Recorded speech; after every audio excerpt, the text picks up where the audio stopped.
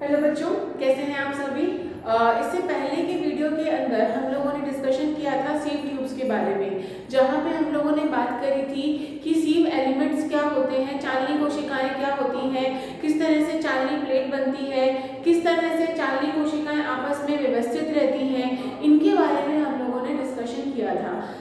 आज हम लोग क्या बात करने वाले हैं, चालनी कोशिकाओं का सहचर कोशिकाओं के बारे में बात करने से पहले हम लोग एक बात करने वाले हैं, चालनी कोशिकाओं का कार्यकाल। जो चालनी कोशिकाएं जो होती हैं, यानी कि जो आपकी सीव ट्यूब्स जो होती हैं, उनका कार्यकाल।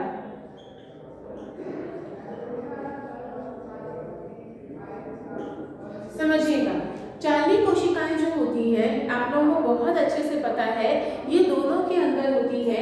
यानी कि जो भी यहाँ पे एक बीजपत्री जो होते हैं, यानी कि अगर हम बात करें कि जो मोनोकॉट्स होते हैं, मोनोकॉट्स में भी फ्लोएम प्रेजेंट होता है और द्विबीजपत्रियों के अंदर भी फ्लोएम प्रेजेंट होता है, ठीक है, यानी कि डायकॉट्स के अंदर भी। तो मोनोकॉट्स के अंदर कभी भी सेकेंडरी ग्रोथ नहीं देखी जाती है। बच्चों इस बात का ध्यान रखना, ठीक है, कि यहाँ पे जो मोनोकॉट्स होते हैं, मोनोकॉट्स के अंदर जो सेकेंडरी ग्रोथ होती है, ठीक है, वो ग्रोथ नहीं होती है। तो यहाँ पे एक ही चालनी जो कोशिकाएं हैं वो उनके जीवन पर्यंत काम करती है। क्लियर है ये चीज? क्यों क्यों करती है जीवन पर्यंत काम? दोबारा से सुन लो, क्योंकि एक बीजपत्री पादप जो होते हैं, एक बीजपत्री पादपों के अंदर किसी भी तरह की सेकेंडरी ग्रोथ नहीं होती है, द्वितीयक वृद्धि नहीं होती है। द्वितीयक वृद्धि किसमें होती है? द्वितीयक वृद्धि होती है डायकॉट्स के अंदर, यानी कि द्विबीज पादपों में क्या होता है कि जो द्वितीयक वृद्धि है वो पाई जाती है, ठीक है। और द्वितीयक वृद्धि के होने की वजह से यहाँ पे नए फ्लोएम का निर्माण भी होता है। किसका निर्माण होता है? नए फ्लोएम का निर्माण भी होता रहता है। और धीरे धीरे यहाँ पे क्या होते रहते हैं, पुराना फ्लोएम जो है वो उनका कार्यकाल जो होता है धीरे धीरे खत्म हो जाता है, और जैसे जैसे नए फ्लोएम बनते जाते हैं उनका कार्यकाल जो है वो धीरे धीरे शुरू हो जाता है। ओवरऑल आप ये भी देखा गया है कि कुछ पादपों के अंदर 10 से लेकर 50 साल तक भी फ्लोएम जो होता है, फ्लोएम के भी अंदर अगर हम लोग बात करें, जो चालनी कोशिकाएं जो होती हैं वो पूरी तरह से एक्टिव होती हैं और अपना पूरा कार्य जो रहती है वो करती रहती हैं।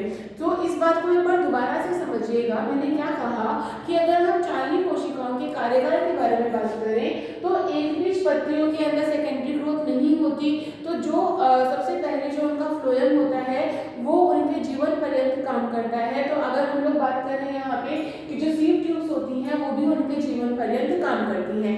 लेकिन अगर हम इन अनादर में द्विबीजपत्री पादपों के बारे में अगर हम लोग बात करें, यानी कि डायकॉट्स के अंदर हम बात करें, तो इनके अंदर द्वितीयक वृद्धि नहीं पाई जाती, सॉरी द्वितीयक वृद्धि पाई जाती है। और द्वितीयक वृद्धि क्या होती है? पहली वृद्धि के अंदर पहले जाइलम फ्लोएम बनेंगे, फिर आगे ग्रोथ होगी, नई कोशिकाएं बनेंगी, तो और फ्लोएम बनेगा, फिर आगे ग्रोथ होगी। तो इस तरह से ग्रोथ होती जाती है और नए फ्लोएम बनते जाते हैं। तो यहाँ पे नए फ्लोएम बनने की वजह से इनका कार्यकाल जो होता है, पुरानी चालनी कोशिकाओं का जो कार्यकाल होता है वो कैसा होता है? वो कम होता है, ठीक है। अगर हम इसके कार्य के बारे में बात करें तो चालनी कोशिकाओं का मुख्य कार्य जो होता है वो क्या होता है? संवहन का, ठीक है। अगर हम लोग इसके बारे में, इसके कार्य के बारे में बात करें तो इसका कार्य क्या होगा? संवहन का।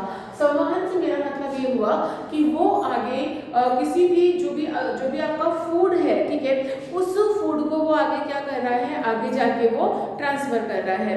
एक इम्पॉर्टेंट चीज यहाँ पे ध्यान देने वाली बात ये है कि कई बार चालनी कोशिकाएं जो होती हैं उनका आपस में संपर्क टूट जाता है। मैंने आप लोगों को पिछले वाले वीडियो के अंदर जब आप लोगों को चालनी कोशिकाओं के बारे में इनके डिटेल स्ट्रक्चर बताई थी, तो मैंने ये कहा था कि ये सारी की सारी चालनी कोशिकाएं जो होती हैं आपस में संपर्क में रहती हैं। तो कभी कभी इनका संपर्क जो होता है वो टूट जाता है, और इनका संपर्क टूटने की वजह से वहाँ पे मृदुत्तक कोशिकाएं, यानी कि पैरेन्काइमा कोशिका जो होती हैं आ जाती हैं।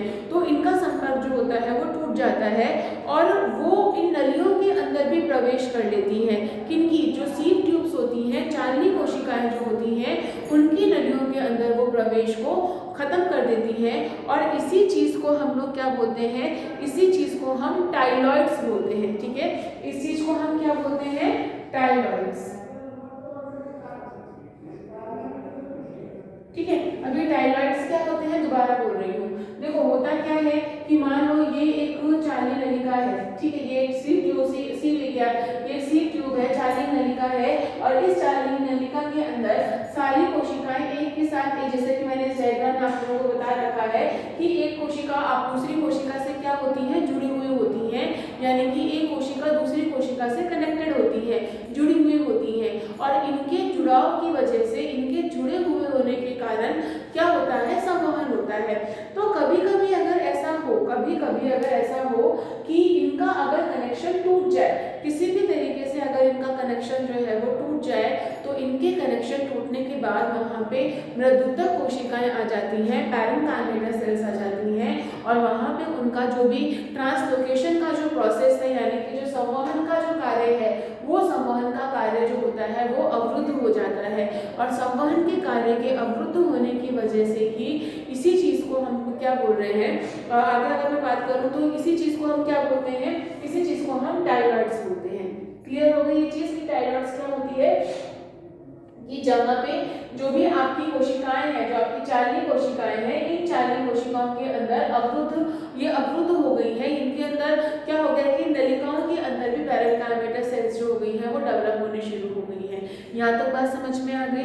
नेक्स्ट हम लोग बात करने वाले हैं कंपेनियन सेल्स के बारे में, यानी कि सहचर कोशिकाओं के बारे में। तो एक बार यहाँ का स्क्रीनशॉट ले लो, फिर आगे बात करते हैं।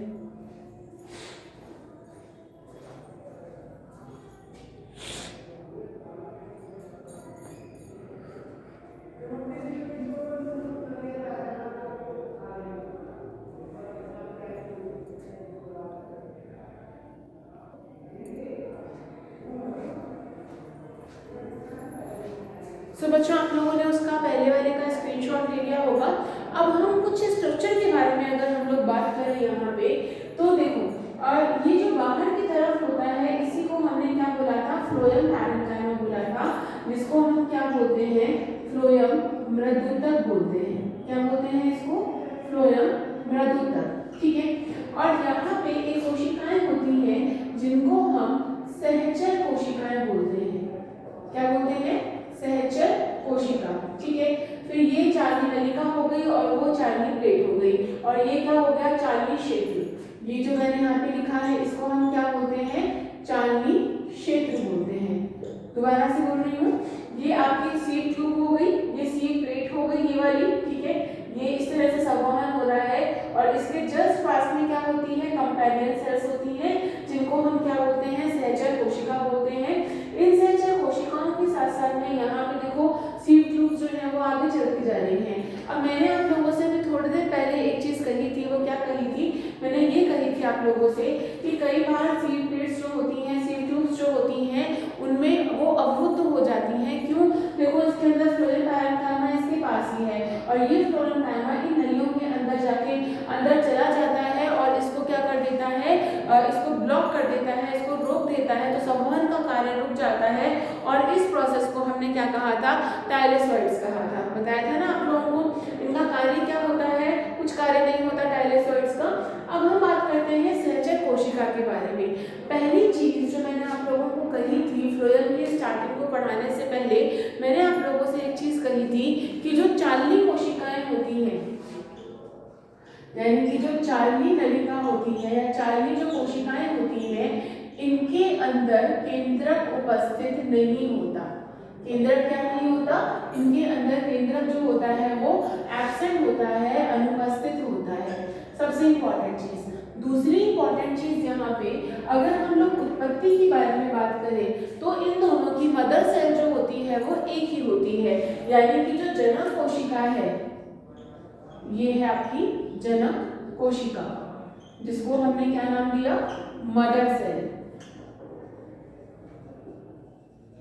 ठीक है, तो ये जो मदर सेल है, ये मदर सेल से ही यहाँ पे क्या बनती है, एक कोशिका बनी। ठीक है, अब ये जो कोशिका है ये कौन सी बनी, एक सेल बनी, इसके अंदर डिवीजन होता है, मतलब इसके अंदर जो डिवीजन होता है वो अगर हम लोग बात करें कि मतलब एक असमान विभाजन होता है जहाँ पे दो कोशिकाओं का निर्माण होता है जिसमें सीड ट्यूब्स और कंपेनियन सेल्स बनती है।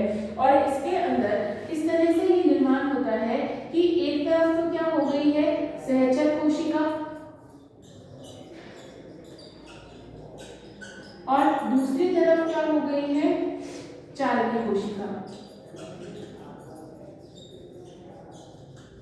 ठीक है, यानी कि ये तो क्या हो गई है कंपेनियन सेल्स, ठीक है, इसको हमने क्या बोल दिया कंपेनियन सेल्स, और ये कौन सी हो गई आपकी सीड सेल्स। मतलब ये सेल्स इस तरह से होती है कि इनको हम लोग अलग नहीं कर सकते, इनको हम लोग ना सेपरेट आउट नहीं कर सकते। जैसे कि अगर मैं यहाँ पे अगर डायग्राम के अंदर अगर हम देखेंगे तो आप लोग इसके अंदर देखेंगे कि यहीं पे ही पास में ही क्या है सीड ट्यूब्स है, सीड प्लेट्स है, सीड सेल्स है, और इसके जस्ट बगल में ही क्या है कंपेनियन सेल्स है। तो इनको आप लोग अलग अलग नहीं कर सकते, लेकिन ध्यान रखना यहाँ पे कि जो सहचर कोशिकाएं होती हैं, सहचर कोशिका यानी कि जो कंपेनियन सेल्स है, ठीक है, इनमें सब कुछ होता है। इनके अंदर एंडोप्लाज्मिक रेटिकुलम भी होगा, इनके अंदर गोल्जी बॉडी भी, गोल्जी बॉडी मतलब यहाँ पे डिप्टियोसोम भी होगा, ठीक है, और सबसे इंपॉर्टेंट चीज यहाँ पे केंद्रक उपस्थित होता है। यहाँ पे क्या है केंद्रक जो है वो उपस्थित होता है।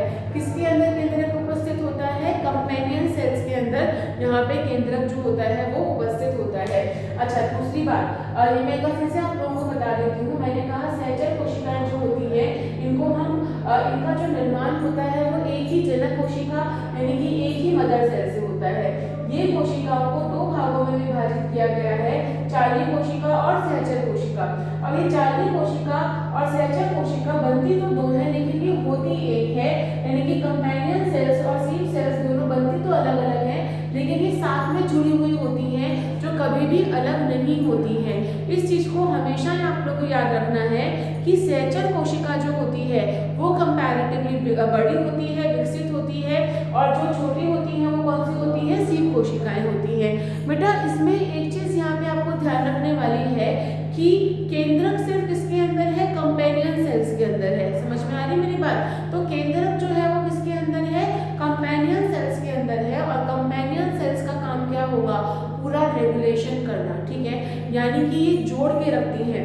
इनका कार्य जो होता है ये चालनी नलिकाओं की कोशिकाओं के बीच में जो कनेक्टिंग लिंक होता है वो ये होता है, और इनको जोड़ के रखती हैं और उनका ये रेगुलेशन करती हैं।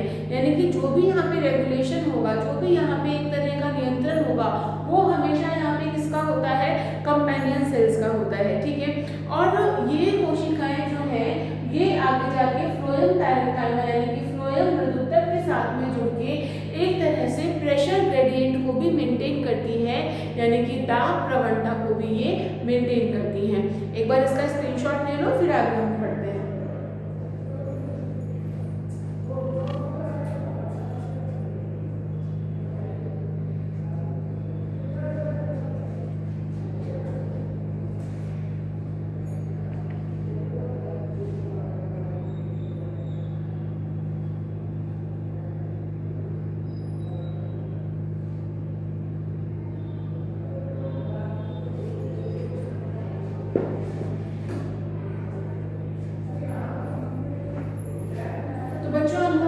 स्क्रीनशॉट ले लिया होगा।